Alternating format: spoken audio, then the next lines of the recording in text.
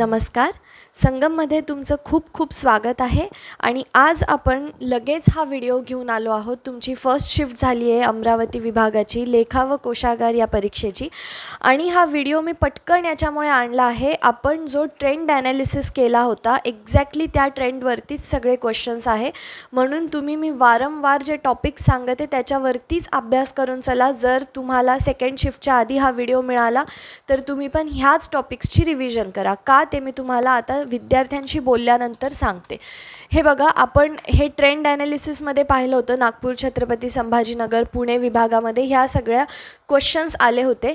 तर आत्ता पण आपल्याला बघायला मिळालेलं आहे की हिंदी महासागरावरती क्वेश्चन होता, त्यानंतर काही पर्वतरांगांवरती पण क्वेश्चन होता. अमरावती विभागाचं जर मला सांगायचं आहे तर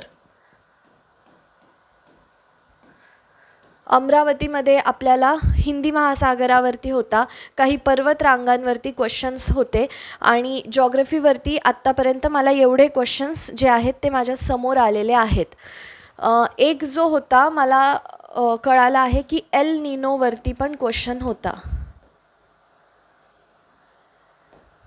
ठीक आहे, तर हा पण आपण हिंदी महासागरामध्येच आपण याला टाकू शकतो, कारण की एल निनो वगैरे ह्या ज्या जॉग्रफिक इव्हेंट्स आहेत आपल्या मॉन्सून रिलेटेड ते सगळे खाली इंडियन ओशनमध्ये होतात.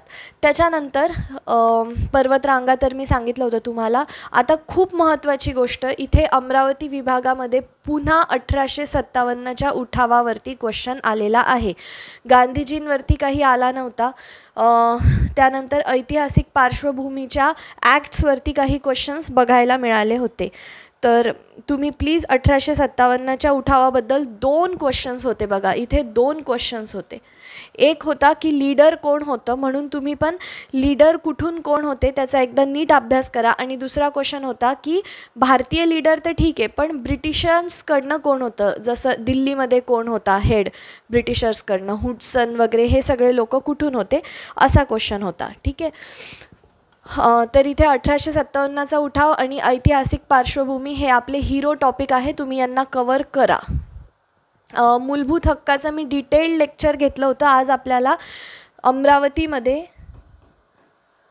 आर्टिकल 19 कलम 19वरती क्वेश्चन बघायला मिळाला होता. मी 19चं तुम्हाला भास, भ्रमण, निवास असं लक्षात ठेवायला लावलं होतं आणि त्या टाईपचा क्वेश्चन आला होता की कलम 19मध्ये खालील नमूद केलेले कोणते कोणते स्वातंत्र्य भारतीयांना दिलेले आहेत. तर तुम्ही जर जेव्हा मी सिरीज आणली होती, आपण कोणत्याही विषयावरती वारंवार लेक्चर्स नाही घेऊन येत, खूप महत्त्वाचे टॉपिक ज्यांना आपण ॲनालिसिस करतो तेच टॉपिक घेऊन येतो, म्हणून तुम्ही प्रत्येक लेक्चर नीट बघत जा. जर कोकण नाशिक विभागाचे असाल तुम्ही तर प्लीज बॅकमध्ये जा, यूट्यूबवरती लेखा कोशागारसाठी जे काही व्हिडिओज आहेत तेवढे व्हिडिओज तुम्ही करा आणि आपल्या लेखा कोशागारचं जे टेलिग्राम चॅनल आहे तिथे जा, तेवढेच PDFs करा.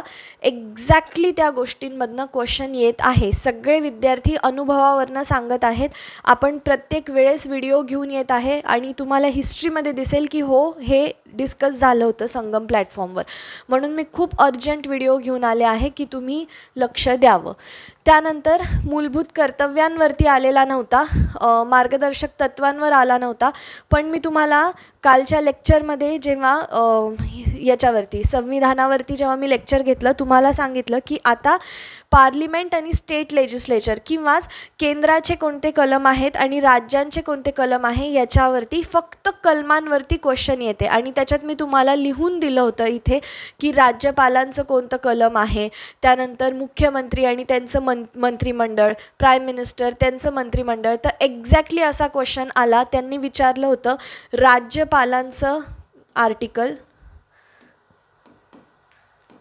त्यानंतर त्यांनी प्रधानमंत्री आणि त्यांचं मंत्रिमंडळ याच्यावरती कोणतं आर्टिकल या दोघांना निगडीत आहे असा क्वेश्चन विचारलेला होता. ठीक आहे, पॉलिटी झालं.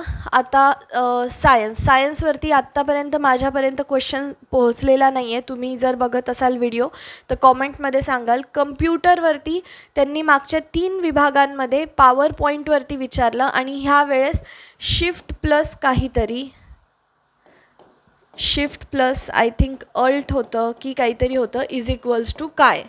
फंक्शन काय होतं ह्या शॉर्ट कीनी असा क्वेश्चन होता. ठीक आहे. त्यानंतर एन्व्हायरमेंटमध्ये काही असा आपल्याला क्वेश्चन जो आहे तो बघायला नाही मिळाला. एन्व्हायरमेंटमध्ये असेल तर तुम्ही सांगा, विद्यार्थ्यांनी मला अजून सांगितलेले नाही आहे. युद्ध अभ्यास, पुन्हा युद्ध अभ्यासवरती क्वेश्चन आलेला आहे अमरावतीमध्ये. तुम्ही जर पुढच्या विभागांची परीक्षा देणार असाल किंवा आता दुपारच्या शिफ्टची जरी देणार असाल तर जा हा PDF वाचा. प्रत्येका विद्यार्थ्याला 2-2 मार्क त्याच्यातून पडत आहे. ठीक आहे. तर तुम्ही युद्ध अभ्यास करून जा. युद्ध अभ्यासांवरती क्वेश्चन आलेले आहे. अवॉर्डवरती क्वेश्चन माझ्यापर्यंत आलेला नाही आहे आणि विद्यार्थ्यांना विचारल्यावरती पण त्यांनी, मी 40 विद्यार्थ्यांशी बोलले, त्यांनी अवॉर्ड्सवरती कोणता क्वेश्चन आला नाही आहे असं सांगितलं. पण जर तुम्ही पेपर दिला असेल, आला असेल तर मला प्लीज सांगाल. स्कीम्सवरती पुन्हा महाराष्ट्राच्या निगडीत आर्थिक अहवालमधल्या स्कीम्स आलेल्या होत्या. ठीक आहे. तर आपला जो आपण ट्रेंड ॲनालिसिस जो एकदम उघडकीस आणला होता यूट्यूबच्या व्हिडिओमध्ये, तिन्ही विभागांचा एक्झॅक्टली त्या पॅटर्नवरती क्वेश्चन आले. Out of the box surprise असे क्वेश्चन नव्हते. आता आपण मॅथ्स, इंग्लिश वगैरे इकडे बघू. हे तर आपण खूप एक्झॅक्टली प्रेडिक्ट केलं तसंच होतं. हे बघा, इंग्लिश आर्टिकल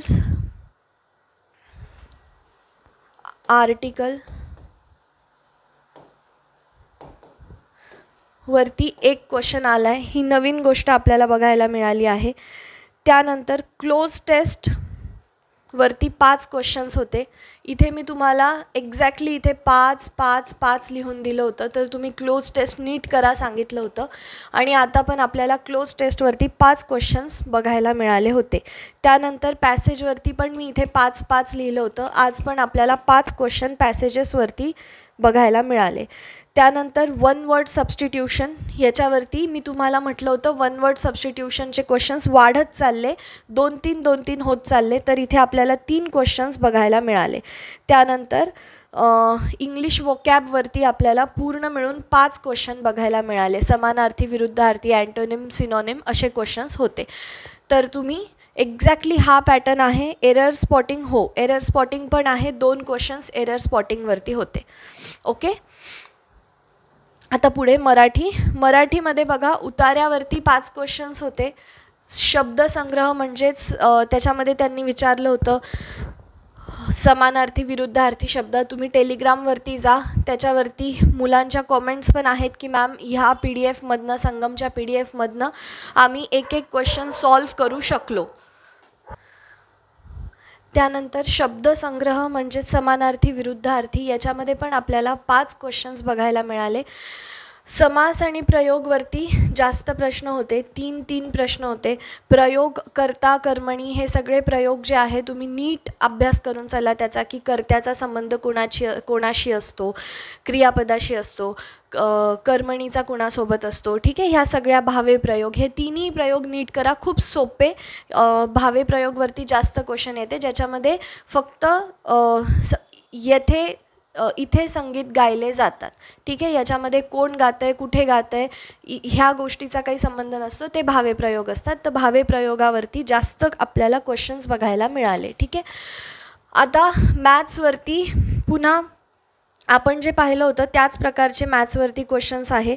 मीन, मेडियन म्हणजेच ॲव्हरेजेसवरती क्वेश्चन आहे. ठीक आहे.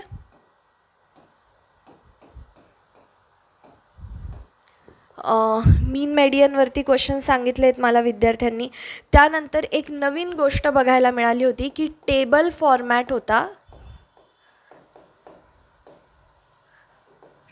टेबल फॉर्मॅटमध्ये त्यांनी लिनियर नंबर लाईनमध्ये काही क्वेश्चन्स विचारले होते की ह्या कंपनीचं उत्पन्न वर्ष 2022मध्ये इतकं झालेलं आहे, 2020मध्ये इतकं झालं आहे ए कंपनी, त्यानंतर बी कंपनीचं इतकं झालं आहे आणि मग दोघांमध्ये प्रॉफिट कोणत्या कंपनीचा जास्त झाला, लॉस कोणत्या कंपनीचा झाला, ह्या टाईपमध्ये काहीतरी क्वेश्चन्स होते. ठीक आहे. त्यानंतर पर्सेंटेजवरती 2 क्वेश्चन्स होते. ॲव्हरेजेसवरती जे मी मीन मेडियन सांगितलं त्याच्यावर 2 होते. प्रॉफिट अँड लॉसवर 2 होते. सिम्पल इंटरेस्टवरती क्वेश्चन नव्हता. नंबर सिस्टीमवरती 1 क्वेश्चन होता. ठीक आहे. तर तुम्ही हेच टॉपिक करून जा. काही नव्याने असं काही इथे आलेलं नाही आहे. त्यानंतर रिझनिंग बघूया आपण. रिझनिंगमध्ये सिटिंग अरेंजमेंटवरती 3 क्वेश्चन होते, ब्लड रिलेशन्सवरती 3 क्वेश्चन होते. ठीक आहे, हे डबल झालं आहे, याला सोडून द्या. कोडिंग डिकोडिंगवरती पण 2 क्वेश्चन आपल्याला बघायला मिळाले. तर ह्या प्रकारचाच आपला पूर्ण जो पेपर होता, काही वेगळा असा पेपर नव्हता. ठीक आहे, तुम्हाला out of the box questions येत नाही आहे. करंट अफेअर्स जर सांगायचं तर नोव्हेंबर 2024 ते मार्च 2025. ठीक आहे, एवढंच करंट अफेअर्स पण आलं होतं. बाकी तुम्हाला जर वाटत असेल की एक्स्ट्रा अभ्यास करायचा, तर एक्स्ट्रामध्ये जे मी तुम्हाला सांगितलं आहे, कोकण विभागाने कोकण विभागाच्या नदी प्रणालीचा, पठार, खाडी यांचा अभ्यास करायचा. नाशिक विभागाने पूर्ण गोदावरी वगैरे ज्या आपण व्हिडिओज कवर केलेले आहे आणि PDF तेवढ्यातून तुमचं होईल. जे टॉपिक सांगितले आहे ते प्रत्येका टॉपिकचा अभ्यास करा. याचा अर्थ असं नाही की जेव्हा तुम्ही बुक वाचाल एखादी तर फक्त मॅम सांगताय तेवढंच वाचायचं, पूर्ण बुक वाचायची. पण जेव्हा हे मेन्शन्ड टॉपिक्स येतील तेव्हा त्याची 3 ते 5 वेळा हमखास तुम्ही रिव्हिजन करा, कारण की क्वेश्चन्स याच्यातूनच येत आहे. आणि जर आपल्याला टॉपिक कोणीतरी सांगत आहे तर याच्यापेक्षा अजून काय चांगलं असणार आहे. म्हणून तुम्ही प्लीज टॉपिक जे मी सांगते त्याचा अभ्यास करा. काहीही कन्सेप्टमध्ये प्रॉब्लेम आला, तुम्हाला काही समजत नसेल तर तुम्ही ह्या नंबरवरती कॉल करू शकता.